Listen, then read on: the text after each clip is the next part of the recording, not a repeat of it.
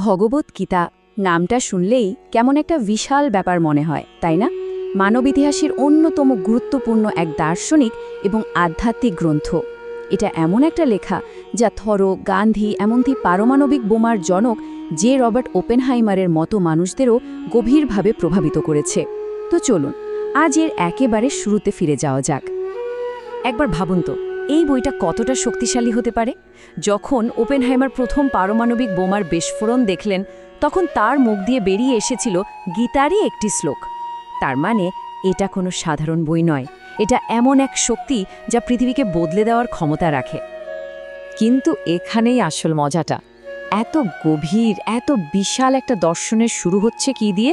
একজন অন্ধ রাজার একটা খুব সাধারণ প্রশ্ন দিয়ে। তিনি জানতে চাইছেন যুদ্ধের ময়দানে কি হচ্ছে। এটা কিন্তু শুধু গল্পের একটা শুরু নয়, এটা আসলে একটা ধাঁধা। আর এই ধাঁধার সমাধান করতে পারলেই গীতার আসল দরজাটা খুলে যাবে। তো এই ধাঁধার একেবারে কেন্দ্রবিন্দুতে আছেন রাজা ধৃতরাষ্ট্র। তার সমস্যাটা হলো, তার অন্ধত্ব শুধু শারীরিক ছিল না, এটা ছিল মানসিক আর আত্মিকও।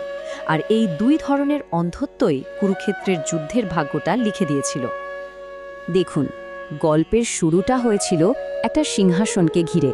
ধৃতরাষ্ট্র জন্ম থেকেই অন্ধ ছিলেন, তাই বড় ছেলে হওয়ার সত্ত্বেও তিনি রাজা হতে পারেননি। রাজা হয়েছিলেন তার ছোট ভাই পাণ্ডু। আর এই বঞ্চনার বোধটাই তার মনে সারা জীবনের জন্য একটা গভীর ক্ষোভের জন্ম দিয়েছিল। আর রাজা হিসেবে তিনি দশকের পর দশক ধরে তার ছেলে দুর্যোধনের সব অন্যায়কে প্রশ্রয় দিয়ে গেছেন। যখন ভীমকে বেশ দেয়া হলো, তিনি চুপ।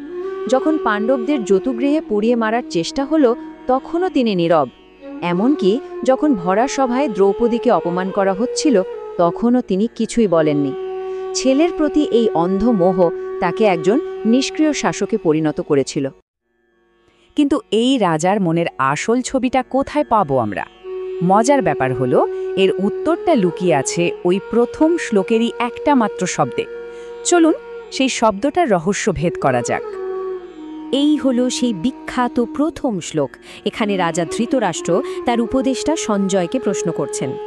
সঞ্জয় মহর্ষি ব্যাসের কৃপায় দিব্য দৃষ্টি পেয়েছিলেন, মানে তিনি রাজপ্রাসাদে বসেই গোটা যুদ্ধটা লাইভ দেখতে পাচ্ছিলেন। এখানে একটা দারুণ ব্যাপার খেয়াল করার মতো।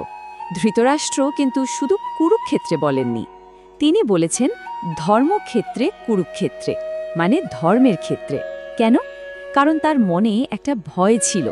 তিনি জানতেন তার ছেলেরা অধর্মের পথে আছে, তাই তিনি ভয় পাচ্ছিলেন যে ওই পবিত্র ভূমির প্রভাবে হয়তো যুদ্ধের ফল পাল্টে যেতে পারে। তার ভয়টা ছিল যে স্বয়ং যুদ্ধক্ষেত্রই হয়তো ন্যায়ের পক্ষে চলে যাবে। আর এরপর আসে সেই আসল শব্দটা, মামকা। সংস্কৃতে এই একটা শব্দই হলো সেই চাবিকাঠি যা দিয়ে ধৃতরাষ্ট্রের মনের আসল তালাটা খোলা যাবে। একজন নিরপেক্ষ রাজা বা পরিবারের অভিভাবক হিসেবে তার কি বলা উচিত ছিল? হয়তো আমাদের সন্তানেরা কি করছে বা কুরুবংশের ছেলেরা কি করছে, কিন্তু তিনি তা বলেননি।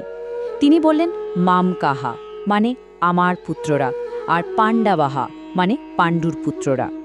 এই একটা শব্দ দিয়ে তিনি পরিবারকে ভেঙে দুই টুকরো করে দিলেন। এটা পরিষ্কার করে দিল যে পাণ্ডবদের তিনি কখনো নিজের বলে মনেই করেননি। এখন মনে হতে পারে এটা তো হাজার হাজার বছর আগের গল্প, কিন্তু মজার ব্যাপার হলো এই মানসিকতাটা, যাকে আমরা বলতে পারি ধৃতরাষ্ট্র সিনড্রোম, সেটা আজও আমাদের চারপাশে, বিশেষ করে আধুনিক লিডারশিপ আর কর্পোরেট দুনিয়ায় একেবারে জীবন্ত।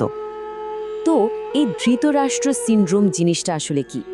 সোজা কথায় এটা হলো নেতৃত্বের এক ধরনের অন্ধত্ব।